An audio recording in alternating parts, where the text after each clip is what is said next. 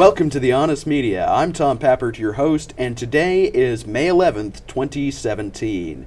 I'm joined today by Dan Lyman and, of course, my co-host Craig Chrysler. We're going to be talking about what's going on in France, what's going on in the United States in relation to the FBI, James Comey's unexpected departure, to put it nicely, and some of the other kind of insane things that are always happening in our country. But first, Dan, how are you today?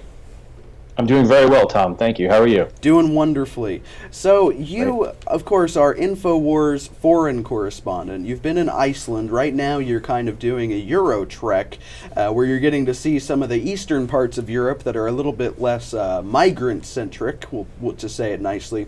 But so you've been covering the French election very, very thoroughly. I mean, I've got a stack of articles that are just from the last week or so that are all yours. And I want to just ask you, what is your take on the fallout? You know, Le Pen lost by about 20 or so points. I'm sorry. What's your take on the fallout? Well, I think that it definitely the French had their choice. What direction they wanted to take their country, and whether or not the vote was tainted. I think obviously it doesn't matter.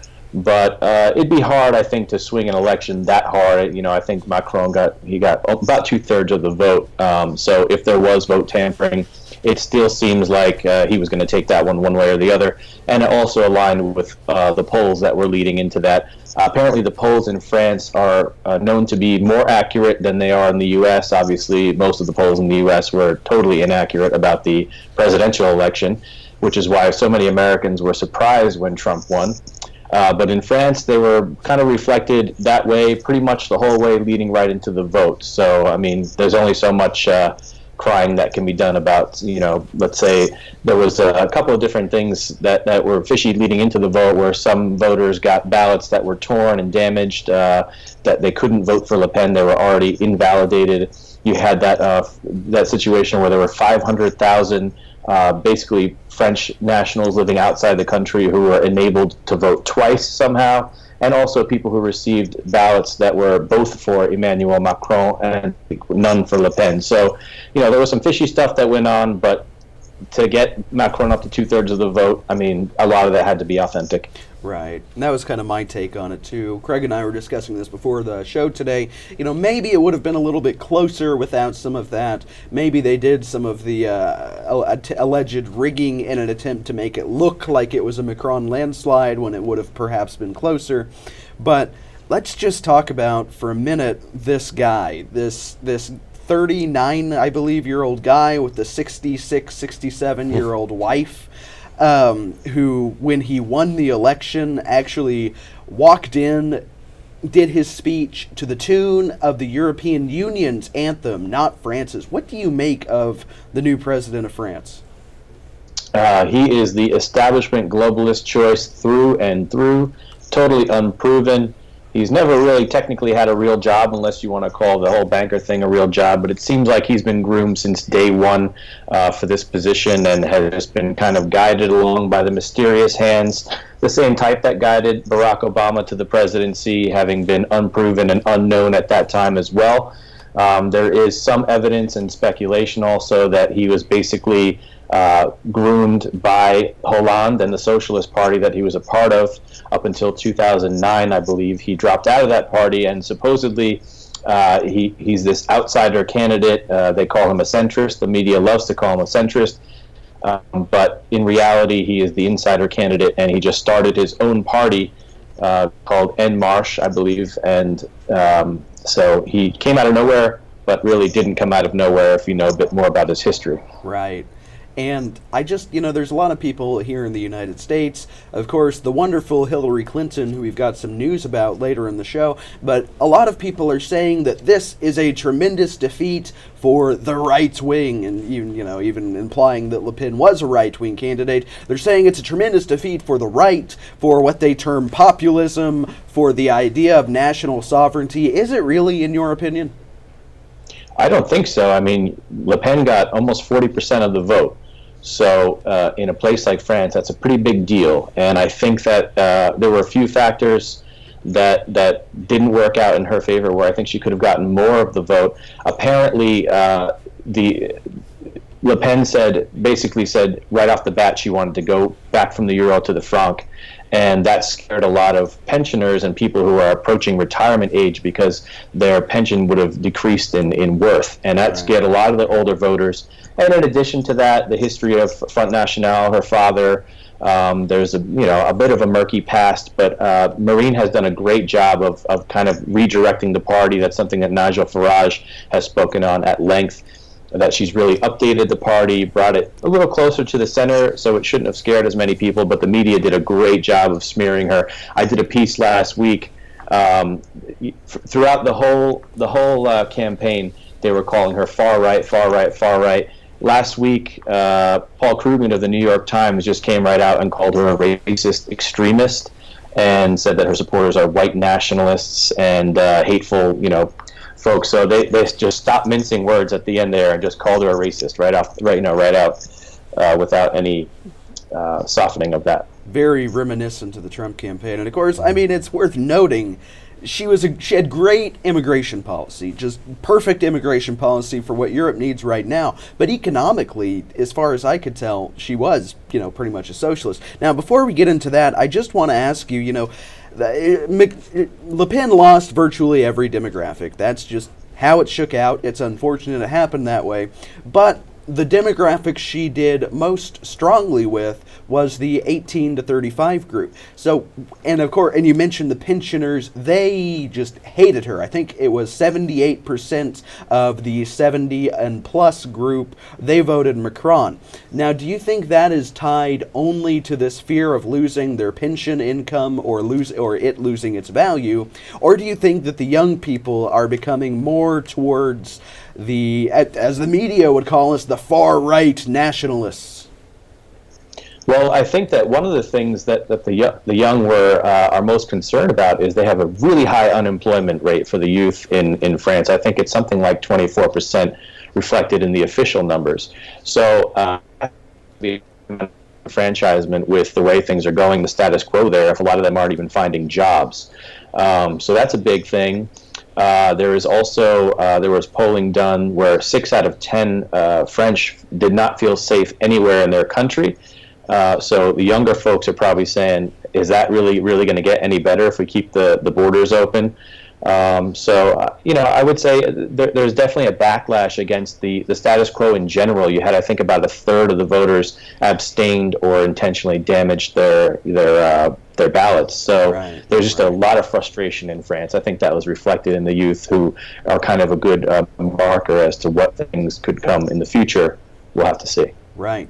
All right, we need to take a quick moment off. We're here with Dan Lyman with some great analysis of what's happening in Europe. Later on, we're going to go into what's happening here in the United States with the FBI, former Director Comey. We'll be right back. You're watching The Honest Media.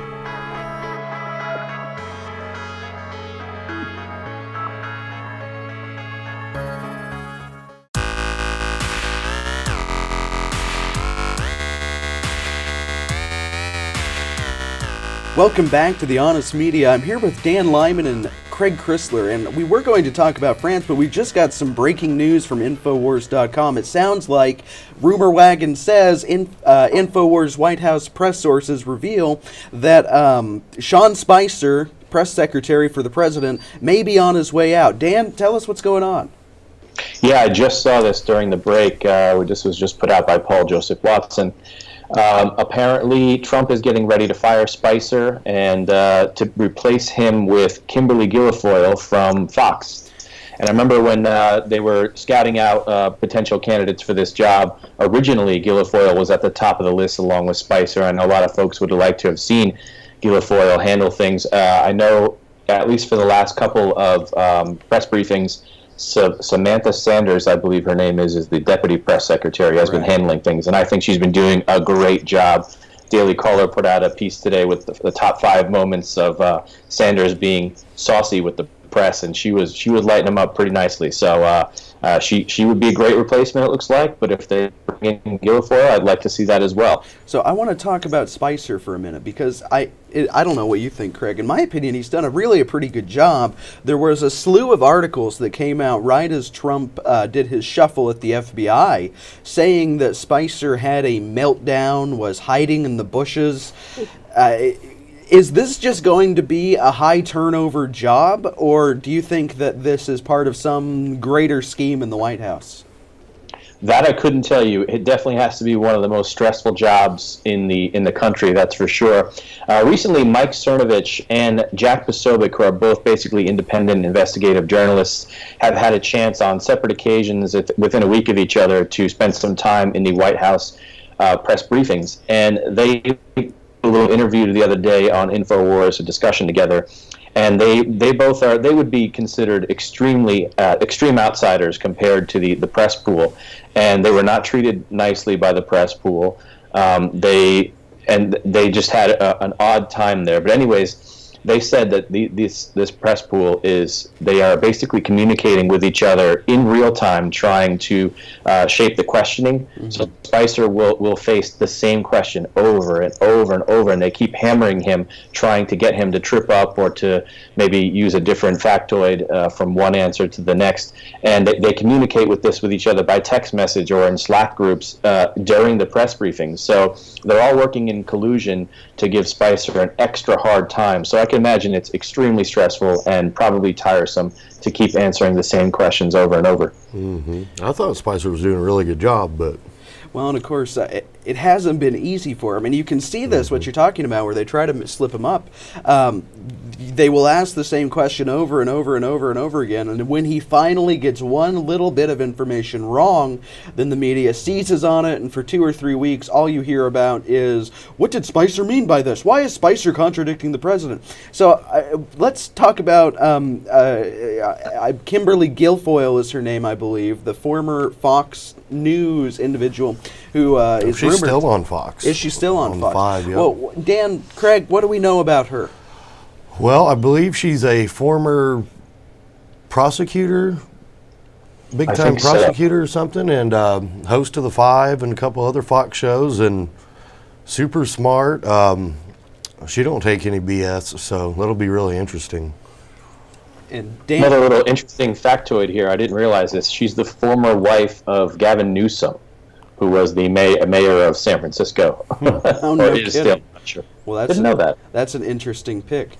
She's far more attractive than Spicer as well. So. And this is something that, people have been so thirsty to get the information from the source, which is really the only way you can know what's happening nowadays, because the media is so full of lies, that Spicer's ratings for his press conferences, his press briefings even, have been tying primetime content on major network news, because people, they're not going to believe it if they just hear it regurgitated on CNN or whatever. Mm-hmm. So it'll be interesting, somebody with more media experience, what they can do to kind of tame the press and bring them in.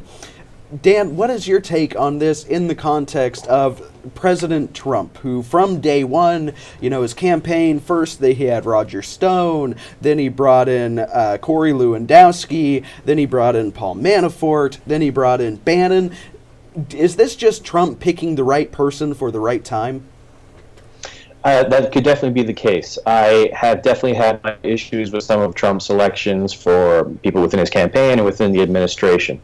But I do think that in general, he's done a great job, and he's really brought on a lot of people that I'm definitely a fan of, like Bannon. But it also seems like in the business sector, in the private sector, when someone is underperforming or their time is up, you just have to get rid of them and move on to the next person. Who might be more suited for that time in that job. So it definitely seems possible. I think he made a lot of great decisions along the way in the campaign where different people got him through different sections. Lewandowski got him off to a great start, but when it came time to get all the electors together for the convention, that was the time he needed Manafort. And when that was over, like at that point, he moved on to Bannon when they really needed to navigate some serious firestorms in the media. So I think he's done a good job of making decisions when push comes to shove.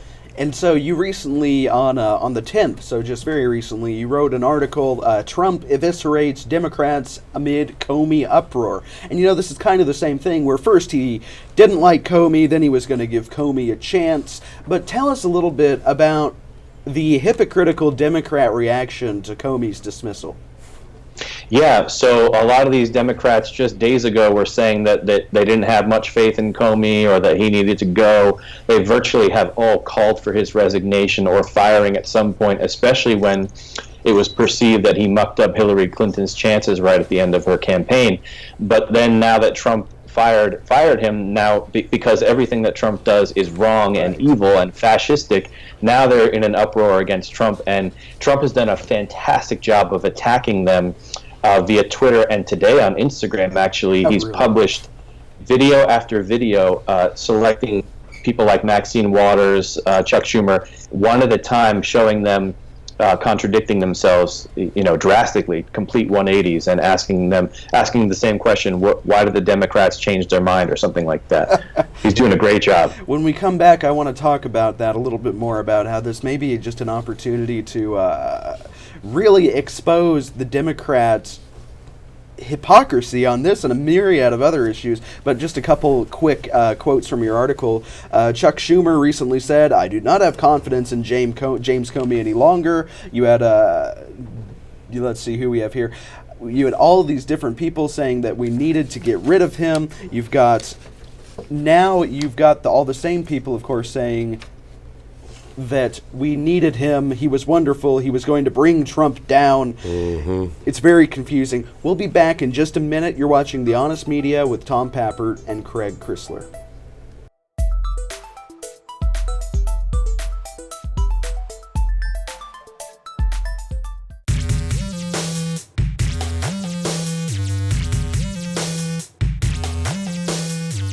Welcome back to The Honest Media. I'm Tom Pappert, joined by my co-host Craig Chrysler, with our guest here via Skype, Dan Lyman, foreign correspondent for Infowars.com. And Dan, even though you've been traveling abroad or living abroad through most of the glorious Trumpenreich, I would like to hear what you think, because, Craig and I sometimes I wonder if we're here in a bubble of, we both are still firmly supportive of our president. I can't think of one thing he did, except maybe meet with Henry Kissinger the other day, that I'm not a fan of. But what is your personal take on Trump in terms of a progress report 110 or so days into the administration?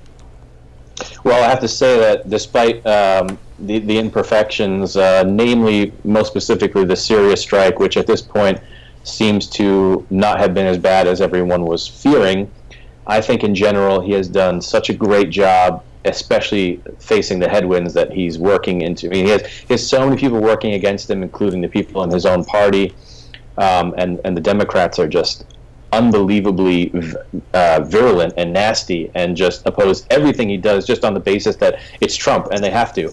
So, and the media has been so terrible, but what he's been able to accomplish is pretty astounding, and I'm excited to see what happens for the next 100 days. I mean, we had a report the other day that Justice Kennedy is thinking of stepping down. Right.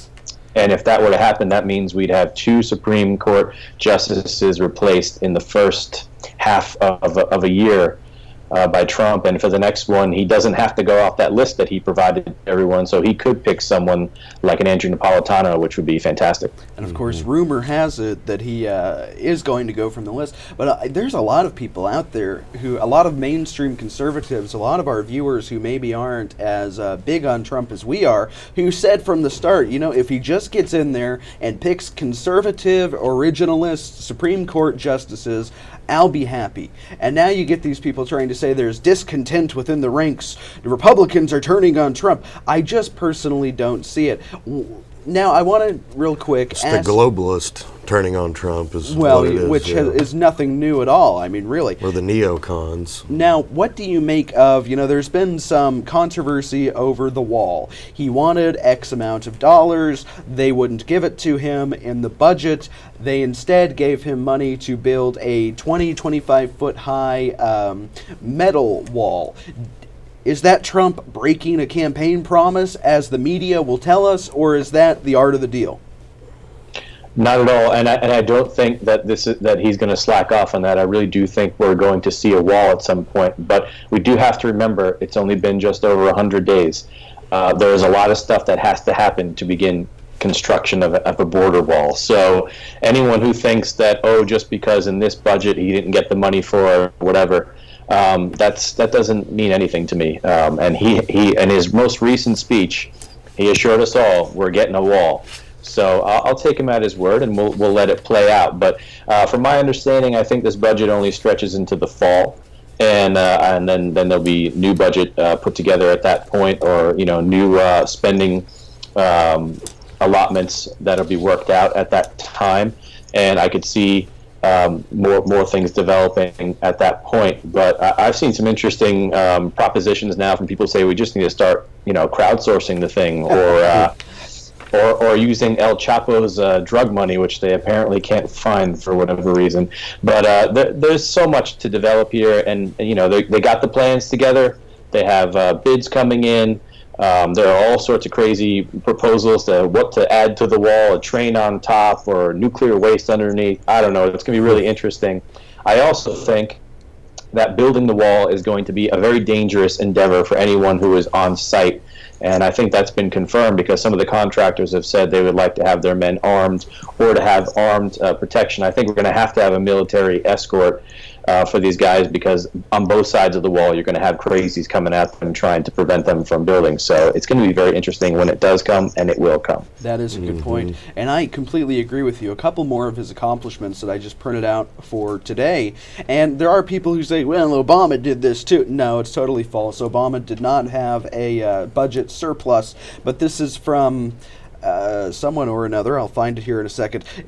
But we have a $182 billion budget surplus so far in April, and this has been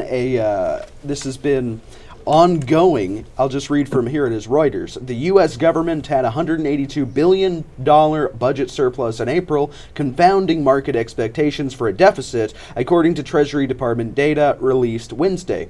The budget surplus was $106 billion previously. The fiscal year 2017 to date, the deficit was $344 billion, compared with $353 billion in 2016. So you can already see some of the cutting of the waste, fraud, and abuse, I guess, just in the executive branch, because he certainly doesn't have a lot of power anywhere else, thanks to judges from as far away as Hawaii. But that's something that you can already see. He promised to cut the waste, fraud, and abuse so we could actually maybe move toward a balanced budget. You can see it already happening. Another thing that Trump, this is just in this morning, AP sources reveal that Trump is planning to launch a panel to investigate voter fraud, which of course the Democrats will pretend it doesn't exist until they lose, in which case the only reason they lost is because the Russian voter fraud. So just here recently, you've got two major accomplishments of Trump, and I just want, what is your message to these people who are saying that he's failing on all his promises, that he's turning into a globalist?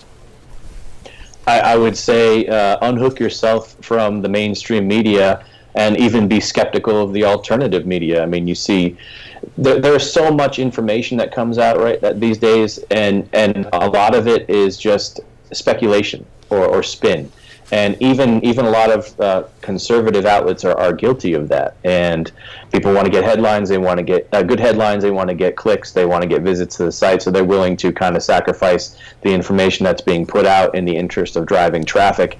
And I think it's up to everyone to go with their gut instinct and when they read everything, and to double check the information. And most importantly, just go see what Trump is saying himself, because a lot of the times he'll come out on Twitter and say that a report that's come out about something that he's working on is completely false. So you can kind of gauge the veracity of information just by going to Trump's Twitter. Right. And it's great. You see these major news networks. CNN has a graphic for whenever Trump tweets, a motion graphic that comes on, new Trump tweet, and then they go to cover exclusive coverage of the Donald Trump tweet. It's amazing how this guy just stretches right past the mainstream media, even the alternative media, and talks directly to his constituents. I don't think we've really ever seen that before in electoral electoral politics, let alone from the sitting president of the United States of America. We've got to take another quick moment off. We're, of course, joined by Dan Lyman. He is foreign correspondent for Infowars.com. You're watching The Honest Media.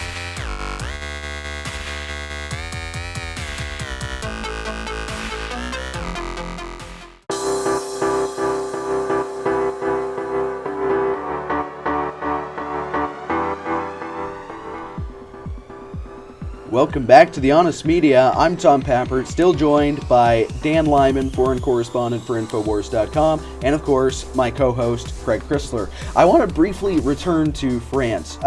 Something that you had written just this week, I believe. Yes, the 10th, Dan, on Infowars.com. It's, of course, available. Our audience can go look it up and read the full text.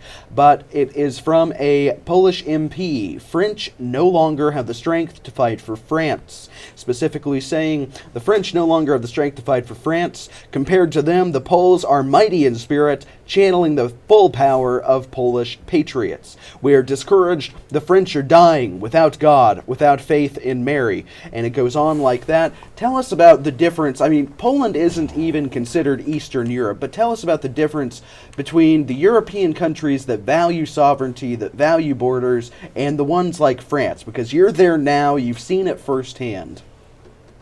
I have. The last time I was in France would have been in Paris in 2012, and that was prior to the great migrant wave. Paris was an absolute hellhole, and it was pretty scary being there. I was only there for 3 days. We did not feel safe at all. We got out of there as soon as we could, and that was prior to the big wash that's been coming in from Africa and the Middle East in the last couple of years. And it's my understanding that it has only gotten 10 times worse since then. I mean, it's basically an open-air migrant camp. People sleeping all over the streets, mattresses everywhere. They're always rioting about something somewhere in the city. So they're in dire straits there. I cannot believe that 90% of the people there voted Macron, but then again, then I guess I'm not that surprised. But having been there and having been to Stockholm, where I also had not a good time and ran into a lot of shady characters that were definitely not Swedish, having been there and having been in Hamburg, Germany, same story. I mean, you have entire sectors of these cities that are basically Arabic, and I ended up staying in a couple of them, not knowing that before we went, and it was like you're in a different country. It feels like you're in, Saudi Arabia or something like that. And then more recently, I've been in Budapest, Hungary. I've been in Prague in the Czech. I'm in another city in the Czech right now. It's night and day. It's completely different. And again, this is well after the beginning of this crazy migrant wave. These countries have taken a much harder line stance against allowing just thousands and thousands of migrants to pour into the country. And you walk the streets of Budapest and Prague at night, you don't feel unsafe. There are very, very few unsavory characters. I would rate them as much safer than a lot of American cities. So it's definitely an interesting contrast between the Central Eastern European countries and cities and those in the West. And you mentioned American cities, rather. Tell us a little bit about the difference between, let's say, Chicago and where you are right now. Sure. The last time I was in Chicago would have been about 2 or 3 years ago, and it was a slum. I didn't really go to the nice parts. I was staying with a friend locally in kind of one of the more just low-key areas. You were in the real part of Chicago, the part where it's more like Chirac. Yes, absolutely, and I couldn't wait to get out of there either.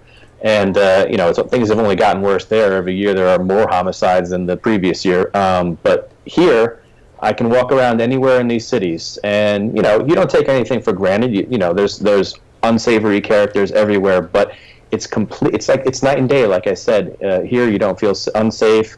You can come and go as you please. You can go down side streets. You can walk down alleys, and you're totally fine. You're unharassed. Right. And it's really, Western Europe has been the pinnacle of civilization, Western civilization or otherwise, for hundreds of years now, and it's just almost heartbreaking to think of these once beautiful beacons of freedom, hope, and prosperity be reduced to, if you look at the Molotov cocktails being thrown around in France, literally ashes. Mm-hmm. returning to France for a moment, you had an article, I believe, last week where Nigel Farage, of course, Mr. Brexit, the person who led the United Kingdom Independence Party to the wonderful victory that it had with Brexit, and I believe he's thrown his hat in the ring in the neck. I'm not sure about that. You feel free to correct me if I'm wrong. But he recently came out and endorsed Le Pen. This is, of course, before the second round of the French election, saying, "I'm supporting Marine Le Pen, and if she fails this year, she will win in 2020," wrote Farage in an editorial for the Daily Telegraph.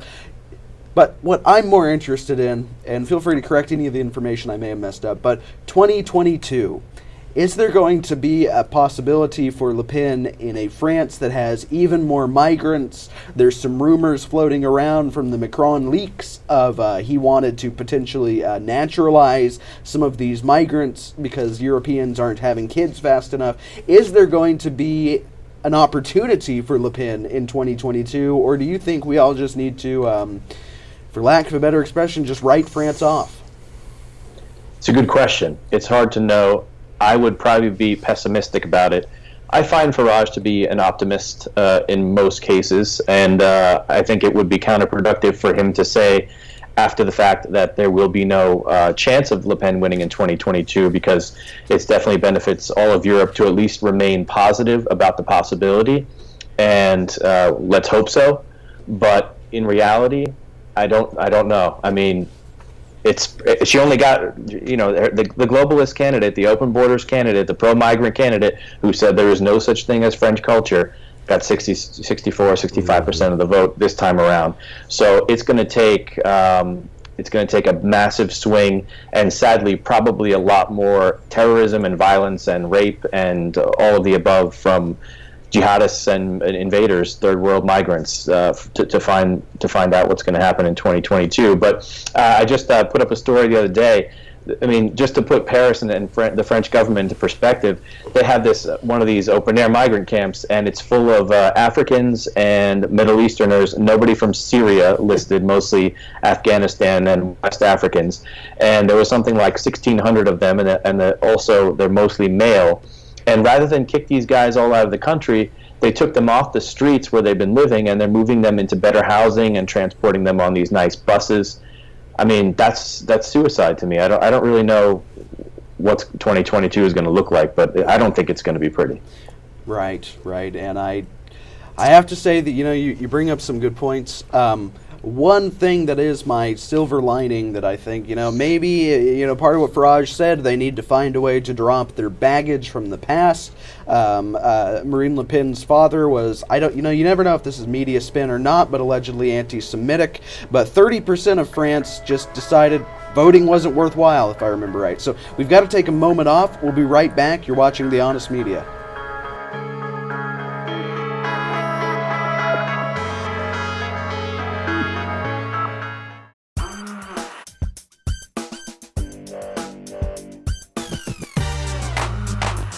Welcome back to The Honest Media. I'm still joined by Dan Lyman, foreign correspondent for Infowars.com. He's been kind enough to share this massive amount of his day with us to break down the events of the United States and Europe.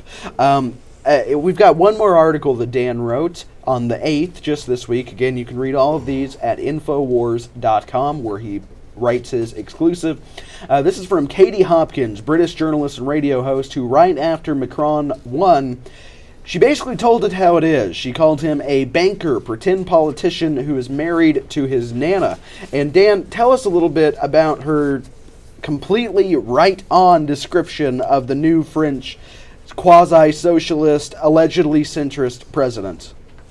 Yeah, she smashed him down the other day, all on the election day, which would have been Sunday, and the interviews on the following day. She did not mince any words, and she's a columnist for the Daily Mail. She's also a radio host at LBC. She does great work, and she definitely doesn't mince any words. So she called him, like you said, a banker, a pretend politician, and he's married to his nan.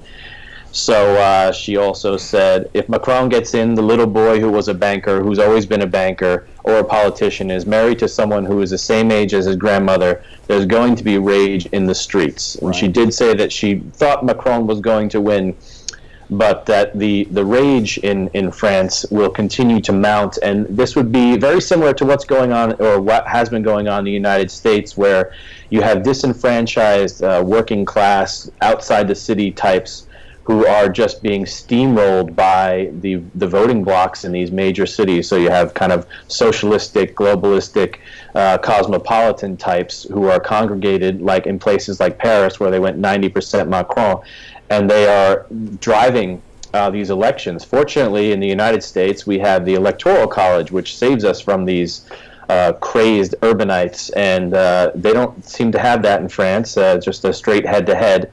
So she was able to take that vote, or he was able to take that vote, but Hillary Clinton was not able to overcome the flyover states, red state America, that they love to bash so much in the media. And no, that was Russia. You got to remember. That's right. Oh, yes. We're all Russian agents here. Mm-hmm. But, you know, she also touched on something important, and this is something Craig and I talk about routinely in a different sense.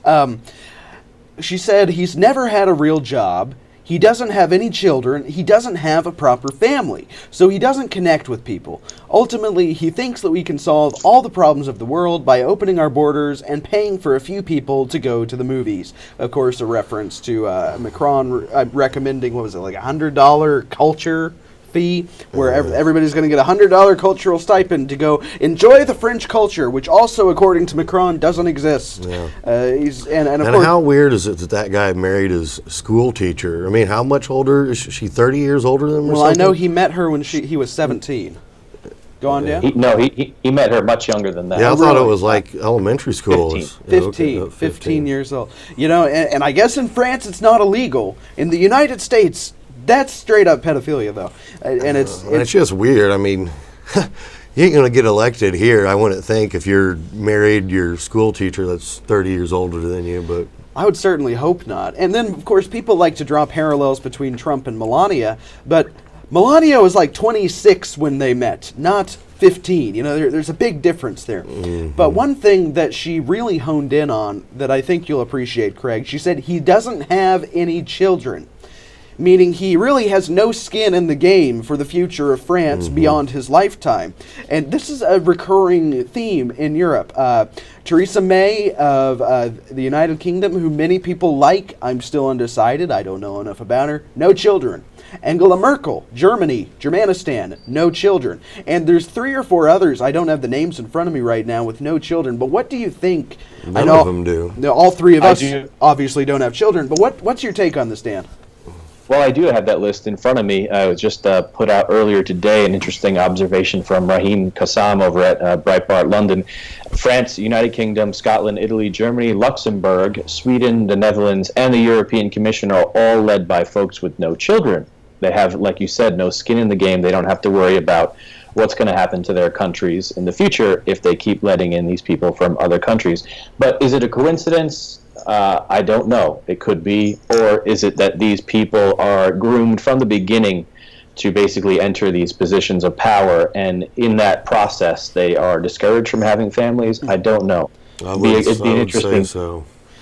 I would too. Well, if they know they're going to be, I mean, surely on some level they have to know their policies are not in the best interest of their constituents, of their country. I don't know. Maybe they really do think that They obviously don't care. I mean, they have to know that. They're not stupid. They're not where they're at because they're stupid. It's the planned destruction of Europe. This is something that we both come back to repeatedly. Do these people honestly think that they're doing the right thing? No, I am not of the opinion that any of this is a mistake or stupidity in any way. Really? So he sides with you. Yeah. Well, and of course, I think the same thing. And what's the ultimate end goal you see here with the mass invasion of Europe by the Africans and the Muslims and everybody else? I would say it's multi-tiered, multi-layered, but definitely in terms of globalism, in order for there to be globalism and for the New World Order concept to be able to work, you can't have national sovereignty. And if you flood the people that would support national sovereignty and want their cultures to be protected, if you flood them with people from other countries who are typically going to vote socialist, they're going to vote for the handouts, and they're going to vote for more open borders so that more of their people can come in and hang out with them, then you can overpower the people in those countries, and you can also overpower their voice, which is happening very rapidly in Europe and definitely in the United States, Canada as well. So do you think these people get just monetary gain? Are they cold-blooded sociopaths who enjoy watching normal people suffer? Or do they? Or this is one argument. I'd say both. All of the above. This is one argument that many people make, that they think their country is going to fall apart, so therefore they have to bring in all of these immigrants, so they have a tax base. What is your take in 1 minute or less? Then we'll let you go, and thank you very much for your time. Well, no problem. There's no way these people are contributing to the tax base. They're taking from the tax base. They're definitely making the middle class types that are typically from these countries or own businesses or have been in these countries for generations. They're sucking them dry. The tax rate in France is just crushing. They have a tax bracket of 101% on certain that's certain. Right. Yeah, it's just unbelievable. So and they're literally burning the place down. Yeah. Yep. There's riots all the time, all over Europe. There's something going on every day, pretty much, it seems like. Well, all right. Well, Dan, thank you so much for joining us today again. You can find Dan Lyman's work at Infowars.com. He is their foreign correspondent, and he's currently on a Euro trek. Dan, tell us what your plan is for the rest of your time in Europe real quick. Yeah, we'll be scouting out Eastern Europe, Central Europe for the next month and a half here. Been on the road for a little over a week now, and just getting a vibe of what's going on all the way from here down to Montenegro and everything in between. So we'll see. Well, all right. Well, thank you again for joining us today. No problem. Have a nice day. Yeah, you too. All right, you're watching The Honest Media. We will be right back for one more segment in just a few minutes.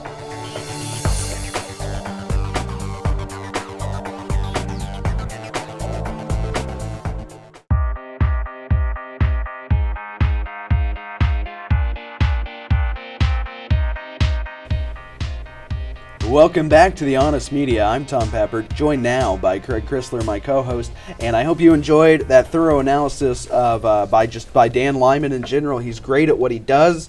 I enjoy having him on the show, and again, you can find everything he writes at Infowars.com. Just Google search Dan Lyman Infowars. So we were talking about some good news stories happening right here at home. A little bit closer than you might think, actually. I previewed this earlier in the episode, but this is from the AP. AP sources, Trump to launch panel to investigate voter fraud. And this is where it gets good. Vice President Mike Pence and Kansas Secretary of State Chris Kobach will lead the commission, which will look at the allegations of improper voting and fraudulent voter registration in states and across the nation. The officials spoke on condition of anonymity because they weren't authorized to discuss details ahead of the formal announcement. Trump has alleged, and then of course they have to put their emphasis in without evidence, that 3 to 5 million people voted illegally in the 2016 campaign against Democrat Hillary Clinton. He has vowed since the start of his administration to investigate voter fraud, a process that has been delayed. They don't include this is my emphasis, by Democrats for months. So this is a big deal. Yeah. Finally, somebody actually going to look into voter fraud, which we've known has been going on since the dawn of time. Yeah, I mean, it's been a joke since long before any of us in this building were born. You know, in Chicago, once you die, the good thing is you can continue to be politically active in the Democrat Party. Yeah, well, I think that's everywhere in the country. I wouldn't, well, and especially now with the illegal immigrants. Mm-hmm. And you've got these people like on, they say without evidence, but then you have the individuals at, oh my goodness, I can't think of the name, but you may be able to help me out with here, where they go undercover and they go to the Democrat operatives and they say, yeah, I bust people in from around the country, and they come and do all this stuff. The famous people who, what's that name? I can't think of their name yet. But you can look this stuff up. It's all over. Yeah, they got them on tape saying exactly Project how. Veritas Action, where James O'Keefe, they go undercover, they go and then they get Democrats to say on hidden cameras, oh yeah, we get buses in, we send them all across the country, we have people voting illegally.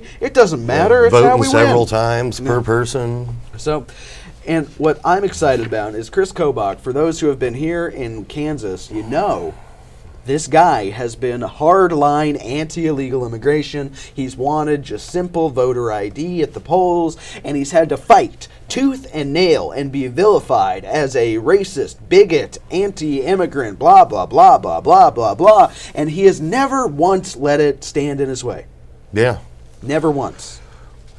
Well, that's a good thing. We do have the voter ID here, which I guess you don't even have to have in some states, which is... Most states, I believe. Yeah, which is insane. And it's so simple. Yeah. I mean, it's You got to have an ID to buy cigarettes. Exactly. I mean, You've got to have an ID to do everything. Yeah. You can't rent an apartment without an ID in this country. Voting should be a pretty serious thing, you'd think. You would but think so. Unless you're the Democrat Party. I mean, it's right here, folks. It's not that hard to get a hold of. It's really not. It sits in your wallet all the time. And we've made this argument on the show before that it is incredibly racist to say that black people, that Hispanic people, whatever minority well, that's we what want the to talk Democrats were saying, that they're too stupid to get an ID. That's right. They say that these Democrats are just... They don't... The Democrats say that the black people, that Hispanics, too dumb to go walk in and get an ID. Now, Yeah. the hardest part about getting an ID is the waiting. Yeah. You got to sit at the DMV for like 3 hours. That is the hardest part. And that is rough. That is really rough. That I'm dreading it. I'm gonna have to change my address on there soon, and I know you can't. I can get the slip, but then you got to get the real one. It takes forever. So, Which hopefully this guy, I can't believe we still have sanctuary cities here in Kansas, but that's going to be on its way out. You Yeah. saw what Texas did. Texas did a bill making sanctuary cities illegal, and any sheriff who tries to protect illegal immigrants is going to be sent to jail. Yeah. Now, another thing that we didn't get to bring up earlier in the episode, I guess we did maybe briefly, or maybe it was in between segments, I'm not sure. It may have been in the break, but this is from the Wall Street Journal. Number of illegal Cuban immigrants caught by Coast Guard drops to 0 in April. 0. That is 0 illegal immigrants coming over from Cuba. And I don't think it's because the socialist paradise of Cuba finally figured out what real socialism is. I don't think so. it's them trained sharks that are going after all the people now. Washington, for the first time in nearly a decade, the Coast Guard last month, nearly a decade. What was happening a decade? Oh, Republican administration. That's right. The glorious George Bush. That's right.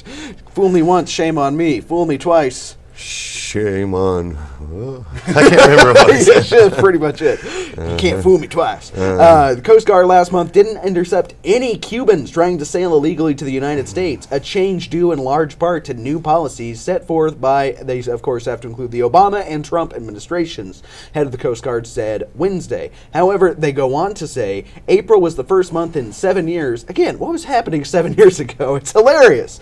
First month in 7 years, we didn't have one Cuban migrant, not one. On a typical day at this time last year, we would have probably picked up anywhere from 50 to 150 Cuban migrants. And that is according to Admiral Zukunft of the Coast Guard. A Russian? Russian agents are keeping the Cubans at bay. Oh, wait, that doesn't sound right.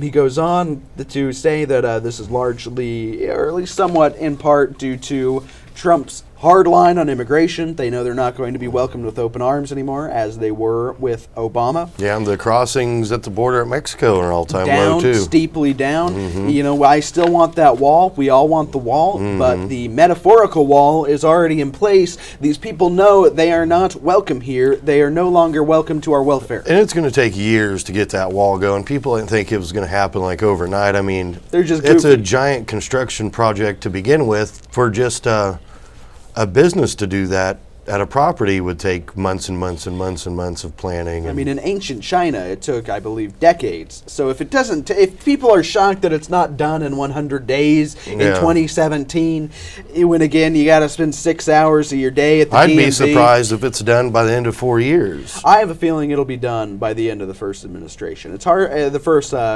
Well, Trump years. does know how to get stuff done. And, so. and if it's not done, he's going to be very, very upset. You know, it's going to be hard to win re-election without at least some groundwork going. Need on just the a wall. wall of lasers. When you step through it, you're just vaporized. Well, what is it? The laser beams. I'm going to build a wall and I'm going to put laser beams on it. And, you know, we've talked, I believe, on the show about some of the more fun wall plans. You know, you've got the one where they're going to put radioactive waste underneath it, and then on the other side of the radioactive waste, they're going to do a train. So if if they don't get irradiated to death, they'll just get run over by the train. It's perfect. Solar panels, all sorts of cool stuff. Transits, I mean, all kinds of wonderful ideas. And something that a lot of people don't bring up is this thing's going to be a tourist attraction, not just for the United States. I would love to get my photo taken by the wall personally. The Great Wall the of Great America. Trump Wall. The Great Wall of Trump. But not just for the United States, but I mean, I could see Canadians coming here. I could see people from Europe coming here. Everybody, look at the Great Wall of China. It is a big deal. Well, yeah. Once we get that wall up, all the real Europeaners are probably going to migrate to here and leave Europe to the Arabs and the Africans. We've already got Milo Yiannopoulos, and there's talks of bringing in Paul Joseph Watson. We've got the good ones coming. How long till Nigel Farage comes over, and then we'll have the trifecta, and it'll all be good. Yeah. I'm not sure who else in Europe I really want at this point. Maybe Katie Hopkins. She seems nice. I'm sure they got some good people there. We got to get Dan back, though. I mean, he's got to come back. Yeah. He can't continue this Euro trek forever if we're going to do that. Well, it's been a wonderful episode. Craig, is there anything else you want to mention before we I'd just like to thank Dan for coming on the show. Amazing and awesome job as always. All right, and of course, you have been watching The Honest Media. You can find us online at facebook.com, Twitter, of course, our website, thehonestmedia.com, where we are about to get much more active. And again, thank you so much for watching. Thank you to our guest, Dan Lyman, for giving so much of his day to us today with that great coverage, the breaking news about Sean Spicer. And, as always, we will see you again next week.